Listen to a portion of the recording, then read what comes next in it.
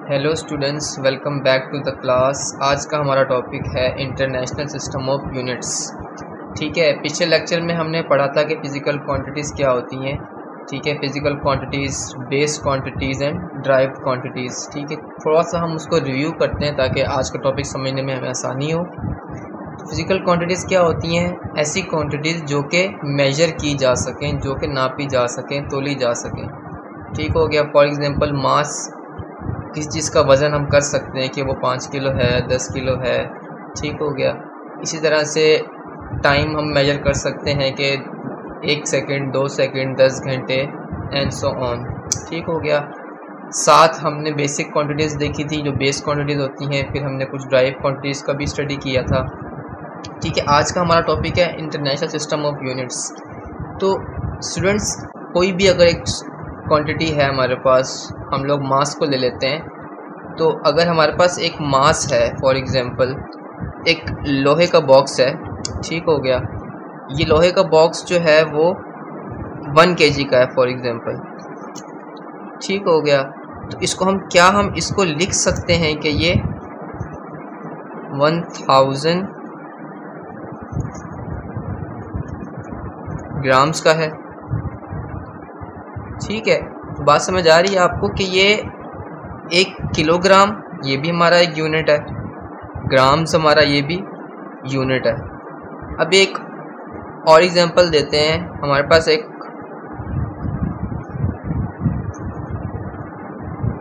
पानी का टब है। ठीक है, इसमें जो लिक्विड है, अंदर पानी है, वो हमारे पास है यहाँ पर 1 लीटर। कितना है? 1 लीटर है। ठीक हो गया। तो इसको हम लिख सकते हैं, ये हमारे पास 1000 ml है, 1000 मिलीलीटर है।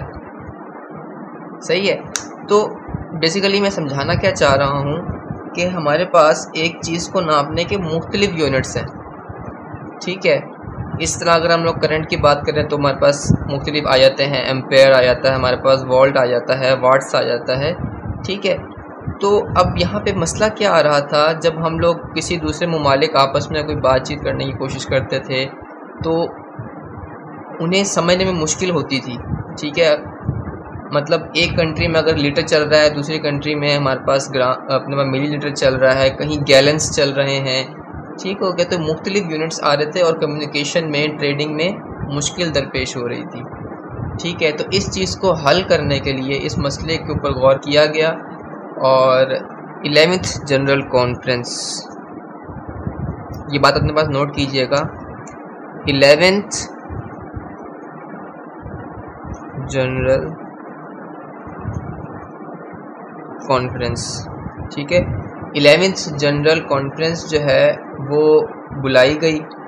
ठीक है, जिसमें वेट एंड मेजर्स के ऊपर जो है वो डिस्कशन हुई। ये कॉन्फ्रेंस हमारी हुई थी पेरिस में और ये हुई थी 1960 में। ठीक हो गया।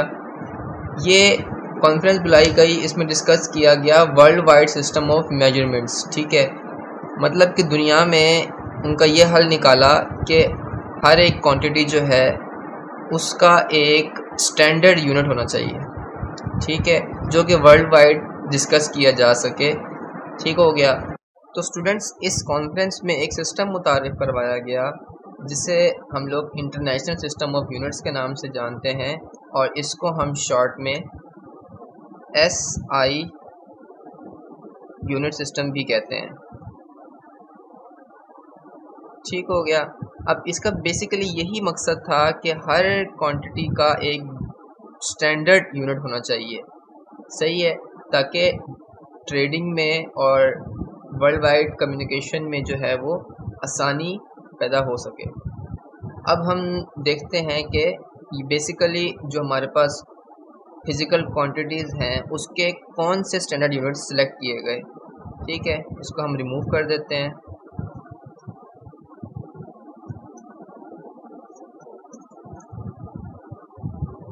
हमने जैसे लास्ट लेक्चर में पढ़ा था कि हमारे पास 7 बेस क्वांटिटीज़ हैं, 0, 7,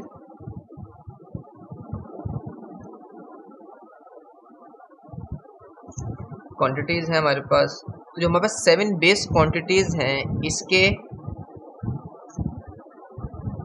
07 बेस यूनिट्स भी हैं। ठीक हो गया, मतलब कि हर क्वांटिटी को हमने एक बेसिक यूनिट दिया जो कि उसका ऐसा यूनिट कहलाता है। ठीक है, इसका हम एक चार्ट बना लेते हैं। तो स्टूडेंट्स मैंने ये चार्ट बना ली है, तो इसमें हम थोड़ा स्टडी करते हैं इस चार्ट को कि ये हमारे पास जो है वो बेस क्वांटिटीज़ हैं सारी 7, और ये उसके जो स्टैंडर्ड यूनिट्स सेलेक्ट किए गए एसआई यूनिट्स। ठीक हो गया। लेंथ का जो हम लोग उसको रिप्रेजेंट करते हैं वो स्मॉल एल से करते हैं, और इसका यूनिट एसआई यूनिट कौन सा है, मीटर, और इस मीटर को हम लोग स्मॉल एम से रिप्रेजेंट करते हैं। इसी तरह मास को हम लोग स्मॉल एम से रिप्रेजेंट करते हैं, और उसका जो एसआई यूनिट है वो है किलोग्राम, मतलब कि स्टैंडर्ड जो उसका यूनिट है वो क्या है, किलोग्राम है। इस तरह टाइम को टी से रिप्रेजेंट करते हैं, इसका स्टैंडर्ड यूनिट कौन सा है, S, small S. Electric current है, ठीक है, इसका यूनिट है एम्पेयर, कैपिटल ए से रिप्रेजेंट करते हैं। इंटेंसिटी ऑफ लाइट, इसको कैपिटल एल से हम लोग शो करते हैं, और इसका यूनिट क्या है, कैंडिला, सी डी से रिप्रेजेंट करते हैं।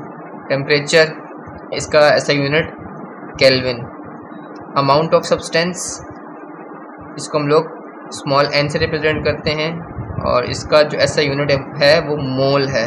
ठीक हो कि MOL से इसको हम लोग रिप्रेजेंट करते हैं। तो ये बेसिक जो हमारे पास क्वांटिटीज़ हैं इसके ये बेस यूनिट्स हैं। ये 7 कौन से हैं, ये 7 बेस यूनिट्स हैं। ठीक हो गया। अभी हम आगे देखते हैं कि ड्राइव यूनिट कौन से हैं। अच्छा, तो स्टूडेंट्स ये हमारे पास एक चार्ट है आपके सामने, इसमें मैंने ये 7 ड्राइव क्वांटिटीज़ शो की हैं और 7 इनके एसआई यूनिट्स शो किए हैं, जिसे हम लोग ड्राइव्ड यूनिट्स कहते हैं। ठीक हो गया।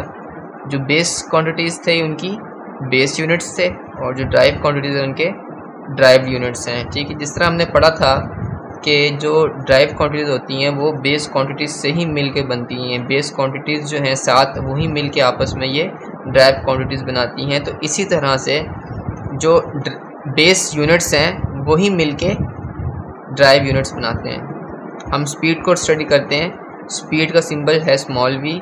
स्पीड को हम लोग का जो एसआई यूनिट है वो क्या है, मीटर पर सेकंड। ठीक होगा, मीटर पर सेकंड। मीटर जो है वो एक बेस यूनिट है, तो सेकंड भी क्या है, बेस यूनिट है। जब ये दो आपस में मिले तो क्या बन गया, एक ड्राइव यूनिट बन गया। एक्सेलरेशन है, इसका मीटर पर सेकंड मतलब 2 बार पर सेकंड, मीटर पर सेकंड स्क्वायर पढ़ते हैं इसे। वॉल्यूम है, इसको हम लोग मेजर करते हैं क्यूबिक मीटर में। फोर्स है, इसको एक साइंसदान ने अपने नाम पे नाम रखा है न्यूटन। ठीक हो गया, तो उसको हम लोग यहाँ पढ़ते हैं न्यूटन या फिर किलोग्राम मीटर पर सेकंड स्क्वायर। इस तरह प्रेशर है, इसको हम पास्कल में मेजर करते हैं और इसका ये सिंबल है। डेंसिटी को हम लोग मेजर करते हैं किलोग्राम पर क्यूबिक मीटर में। ठीक हो गया। चार्ज है, इसको हम लोग स्टडी करते हैं, मेजर करते हैं कूलम में। ठीक है, ये इसके सिंबल हैं, या तो ये लिखते हैं C, कैपिटल C, या फिर एम्पेयर सेकंड्स। ठीक है, एम्पेयर भी एक बेस यूनिट है, सेकंड भी एक बेस यूनिट है। इन दोनों जब आपस में कंबाइन किया तो ये क्या बन गया, एम्पेयर सेकंड्स, और ये किसका ड्राइव यूनिट बन गया, चार्ज का। ठीक हो गया। तो इस तरह से जो है जब हम लोग बेस क्वांटिटीज़ को मिलाते हैं तो ड्राइव क्वांटिटीज़ बनती हैं, और जब बेस यूनिट्स को मिलाते हैं तो ड्राइव यूनिट्स बनते हैं। ठीक हो गया। तो ये था इंटरनेशनल सिस्टम ऑफ यूनिट, जिसे हम लोग एसआई सिस्टम भी कहते हैं, एसआई यूनिट्स कहते हैं। स्टूडेंट्स, ये था आज का लेक्चर, उम्मीद आपको समझ आया होगा। मज़ीद लेक्चर्स के लिए आप चैनल विज़िट करें, वहाँ पे आपको इंशाल्लाह तरतीब से एक पूरी आपकी जो 9th क्लास की बुक है उसके लेक्चर्स मिल जाएंगे टॉपिक वाइज, और मज़ीद अपने फ्रेंड्स से शेयर करें ताकि उनकी भी हेल्प हो सके। अल्लाह हाफ़िज़।